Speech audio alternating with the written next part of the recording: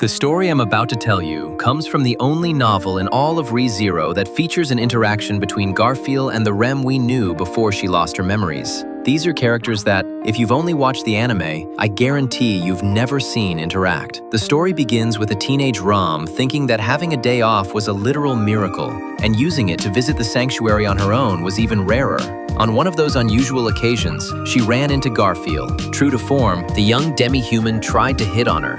Rom made it clear that his rough, unkempt style was the exact opposite of her refined tastes. But Garfield, completely unfazed, assured her that he wouldn't change who he was just to make her like him, and he didn't want her to change for him either. Although Rom called him a dummy, deep down she knew that his shameless honesty was exactly what made him unique. While the boy was trying to guess what Rom was doing there without Roswaal, he was suddenly sent flying by an impact. Rem had arrived. The younger twin, completely ignoring Garfield as he lay on the ground, announced to her sister that it was the perfect season to see the famous white snow cherry blossoms that bloom periodically in the sanctuary. Garfield, indignant at being ignored and literally stepped on, started arguing heatedly with Rem. Rom silently enjoyed this dynamic. Seeing her little sister acting so cold and protective over her made her feel immensely loved. The trio ventured into the lost forest with Garfield leading the way, frustratingly enduring Rem's constant sarcasm about his supposed lack of manners. But upon reaching their destination, words were unnecessary.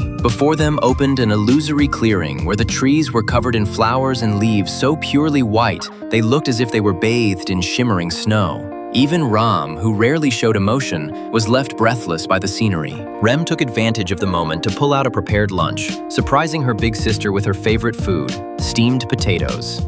Everything seemed perfect. Suddenly, a totally exhausted Garfield fell asleep, resting his head on Rom's shoulder. It was in that moment of calm that Rem confessed the truth to her sister. It turns out this entire excursion was no accident. Garfield had planned everything. He even managed to set aside his distaste for the Marquis, Roswaal, and personally asked him to give the twins the day off, with the sole goal of making Rom happy. Moved, and calling him a dummy in an inaudible whisper, Rom gently adjusted the boy's head onto her lap while stroking the scar on his forehead with clear affection. But the peace didn't last long. Seeing this scene, Rem got jealous and asked her sister to pamper her too. Without a second thought, Rem mercilessly threw Garfield to the ground to give her lap to her little sister. While the boy woke up screaming from the impact and the confusion, Rem simply smiled, enjoying her long-awaited day off and feeling truly loved by both. It's a shame the group never saw the cherry blossoms together again because of a certain memory-eating archbishop, but that's a story you already know. Remember, I've started a series on cut content here on the channel.